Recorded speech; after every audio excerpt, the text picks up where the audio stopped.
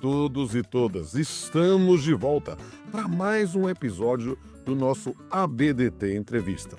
O ABDT Entrevista é um programa da Academia Brasileira de Trabalho que visa mostrar à comunidade jurídica nacional e internacional os grandes nomes que compõem o nosso sodalício. É uma oportunidade de ter um aprendizado, de ter uma visão geral da doutrina produzida pelos nossos confrades e confreiras. E nessa oportunidade eu tenho a honra, o prazer, o privilégio de entrevistar um confrade cearense, titular da cadeira 85, diretor de assuntos legislativos da nossa Academia Brasileira de Trabalho. Minhas senhoras e meus senhores, com vocês, o sensacional Eduardo Pragmácio. Pragmácio, que bom recebê-lo no ABDT Entrevista. Obrigado, meu confrade, Rodolfo e todos os amigos que estão aqui nos prestigiando nesse momento. É uma alegria muito enorme, ainda que virtualmente, estar aqui contigo e com todos esses queridos. É um prazer enorme. Estamos aqui para aprender com você sobre um tema que é objeto das suas reflexões há algum tempo. Teoria da empresa para o direito do trabalho. Eu que sou professor de direito civil, o Código Civil de 2002 tem lá um livro sobre empresa, eu tenho que compreender isso, e eu estou curiosíssimo agora para saber qual a visão de Eduardo Pragmácio da teoria da empresa para o direito do trabalho. Professor, meu querido. Levantou a bola, agora eu vou cortar. Essas Isso. minhas reflexões, elas foram objeto da minha tese de doutoramento lá em 2017, na PUC São Paulo, com a orientação da professora Carla Romar.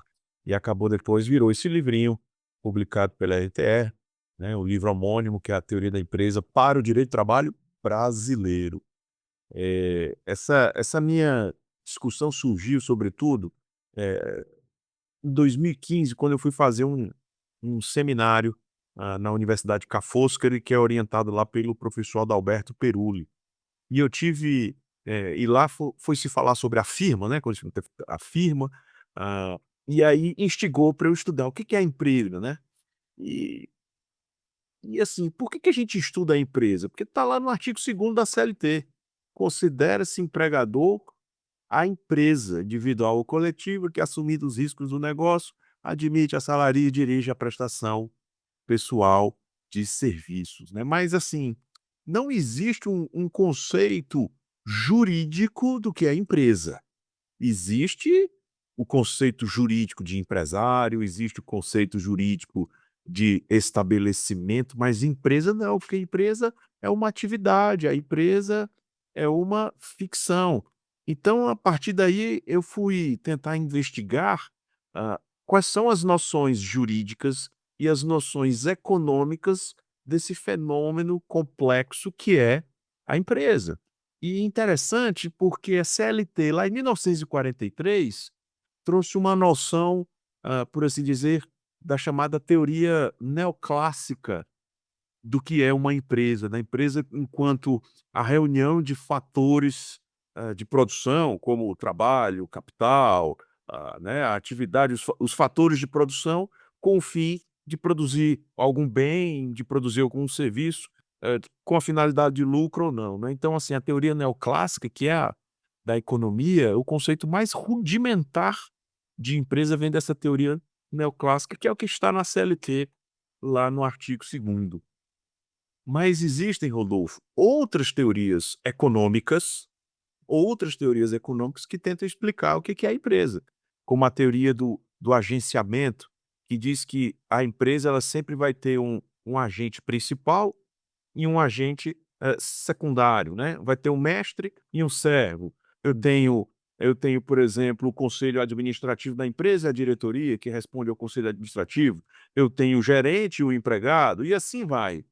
Mas essas teorias, como por exemplo também a teoria dos custos de transação do Ronald Coase, essa sim, né, o texto de Ronald Coase foi de 1927, salvo engano, né, que ele fala dos custos de transação da empresa, e isso mudou toda a microeconomia, né, da teoria da firma.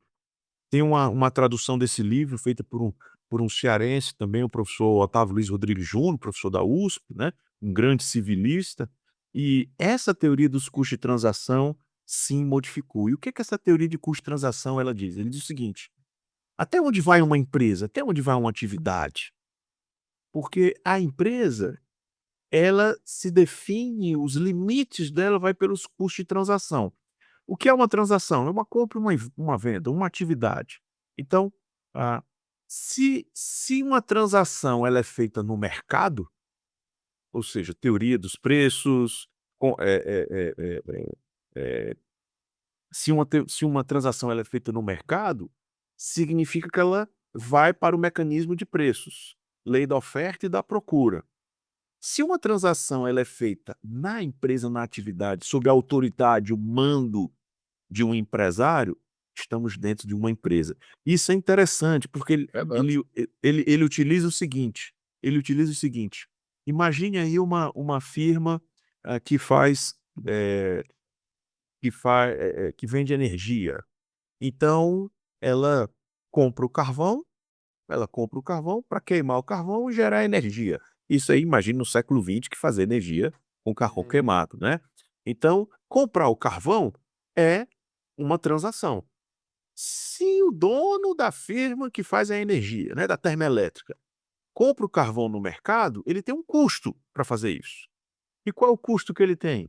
O custo de procurar quem está vendendo carvão, procurar quem vai vender um carvão de qualidade, procurar quem tem a capacidade de fornecer uma quantidade X de carvão o ano inteiro sem interrupção.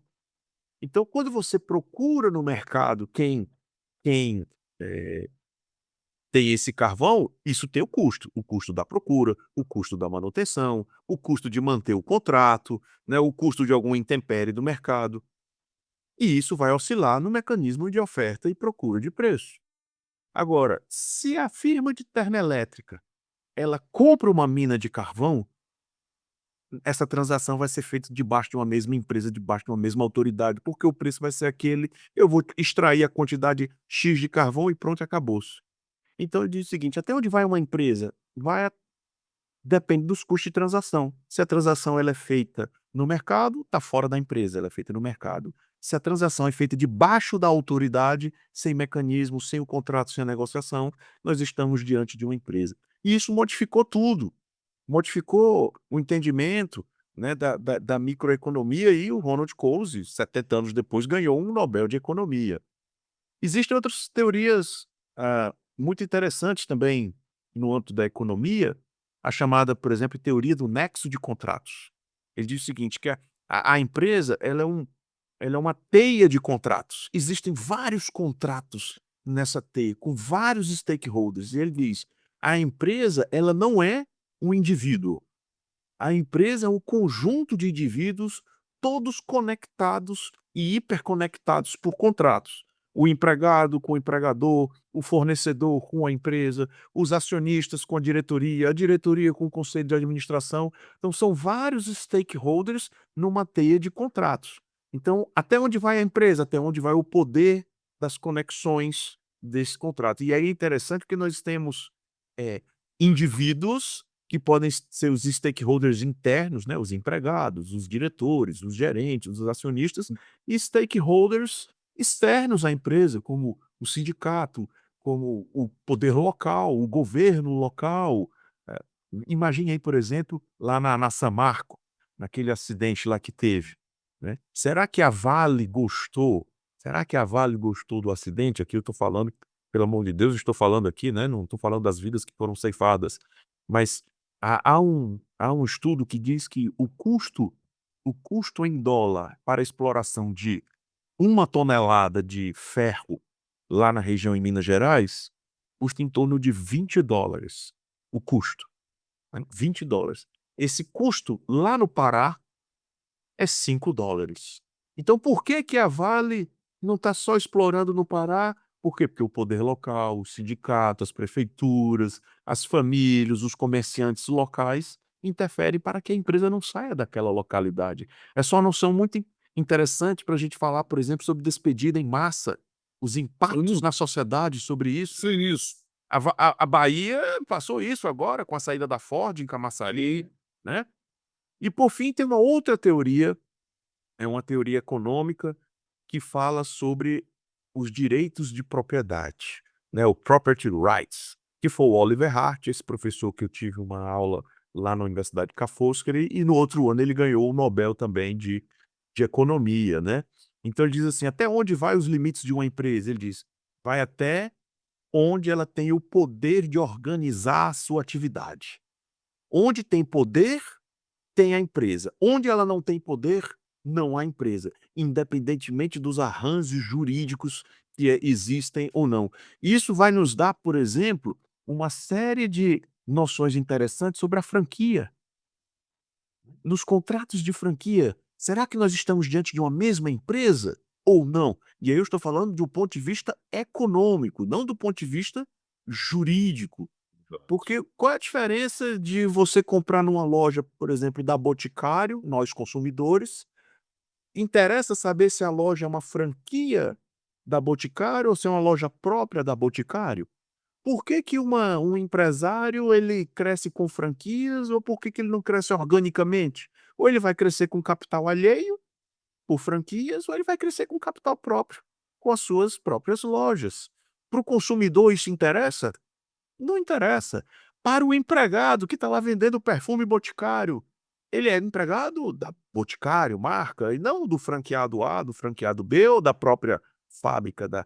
Então são noções interessantes que a gente pode trazer para o direito do trabalho. E por fim, tem a teoria muito interessante do Simon Dicken, que é um britânico, que ele fala que é a teoria do risco empresarial. Até onde vai uma empresa? Até onde ela gera e controla esses riscos. E é interessante que quando a gente fala de risco, a gente pensa logo assim: "Ah, é o risco de lucrar ou de ter prejuízo". Não, não é esse o risco que eu estou falando. É o risco de eu causar um dano ao patrimônio de outras pessoas. Entendi. E quem tem esse risco e controla esse risco, vai a empresa. Então, imaginemos aí um McDonald's da vida, né.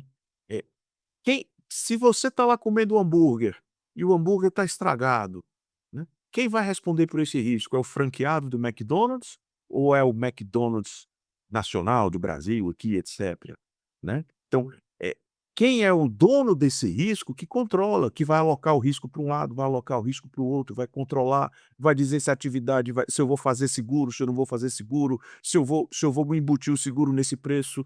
Então, é muito interessante essa teoria do risco empresarial do Simon Dicken, porque ele dá uma outra perspectiva diferente sobre o risco da atividade, né. E por fim, para finalizar, eu faço uma releitura da teoria do Asquini, da teoria da empresa do Asquini e dos 4 perfis, né. A empresa como o perfil subjetivo, enquanto empresário, a empresa no perfil objetivo, enquanto estabelecimento, a empresa no perfil funcional como atividade, e a empresa no perfil corporativo como uma comunidade, uma instituição. E aí, então, eu acrescento na minha tese um quinto perfil, que eu chamo de perfil político, a empresa enquanto um poder. E aí fazendo uma releitura de todas essas teorias econômicas. Por que perfil político? Porque a empresa ela é um microcosmos do Estado. Olha que interessante, o Estado ele tem um território delimitado, uma Constituição, né, que limita o poder desse Estado e tem os cidadãos, né. A empresa também é do mesmo jeito, um microscópio. Ela tem uma certa área de atuação, ela tem uma espécie de constituição, que são, né, o seu contrato social, os seus códigos de conduta, que limitam esse poder da empresa, e tem os seus súditos, os seus interessados, os empregados, os sindicatos, consumidores, etcétera. Então, eh, dentro a gente estudar a empresa e as teorias econômicas pode nos fazer entender, por exemplo, o fenômeno da sucessão trabalhista. Uhum. O que que acontece na sucessão trabalhista? Está sucedendo o quê? A marca? A marca é um elemento, um bem dentro de um complexo de bens. O que que você está, sucedendo? Você está sucedendo só um prédio? Um prédio não é uma empresa, porque a empresa é uma atividade, é um complexo de bens, é um complexo orgânico, né? De atividades também.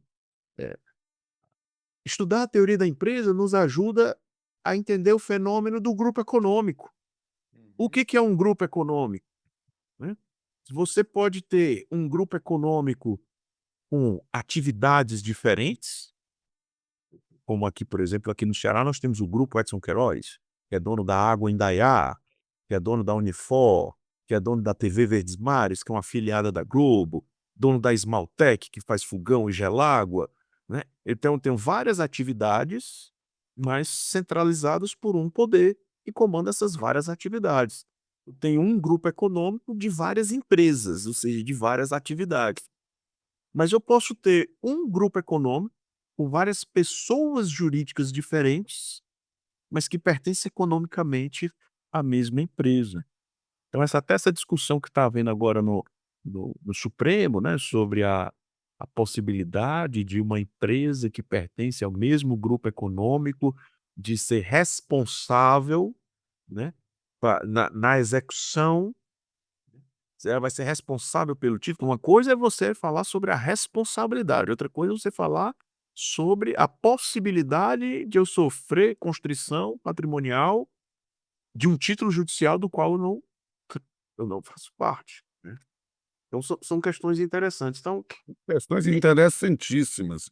E eu acho que esse tema da teoria da empresa para o direito do trabalho é um tema que suscita muitas reflexões. E por isso que eu quero dizer a todos e todas que não deixem de adquirir e ler o livro aqui do confrade Eduardo Pragmassi, coloca aí na tela, porque, sem sombra de dúvida, é uma obra de referência para todos que estudam a matéria. E, meus amigos e minhas amigas, este foi o ABDT Entrevista, um programa da Academia Brasileira de Trabalho para ter a oportunidade de aprender com os nossos confrades e confreiras. Eu espero que vocês tenham gostado desse episódio. Aproveita para ver todos os episódios anteriores dessa playlist aqui do canal no YouTube da Academia Brasileira de Trabalho. Veja também a playlist do ABDT Memória Viva e todo o material que tem sido produzido incessantemente pela Academia Brasileira de Trabalho como forma de servir todos e todas que lutam pelo direito do trabalho no Brasil e no mundo. Até a próxima!